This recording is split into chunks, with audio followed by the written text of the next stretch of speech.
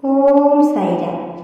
भक्ति और ज्ञान मार्गरे वर्तमान अतीत तत्व एक तो ही अटे। ईश्वर को जानिबा, तांको स्नेह करिबा, तांको सत्ता को उपलब्ध करिबा, सेथिपाई भक्ति और ज्ञान मार्गर अर्थ पूरा एक अटे।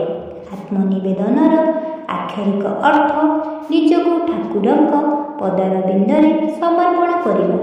आत्मनिवेदन गर्व अहंकार संपूर्ण त्याग करी शरीरर भाव को लोप करने को पड़िबो। समस्त कामना वासना त्याग करने को पड़िबो। इच्छा आकांक्षा शून्य हुई हृदय रे समभाव स्थापन करने विधेय। यह द्वारा मनुष्यर आत्मदर्शन प्राप्त होइଥାଏ आ मुक्ति पाइबार प्रशस्त रास्ता खोली जाए। गुरुंक कोमल पदारविंदरे निजको जी समर्पी दिए, ताको अन्य कौनसी साधना करने दरकार पड़ेनी। एहीपरि व्यक्ति को गुरु शिक्षा दियंती नहीं, शक्ति प्रयोग करिथांती।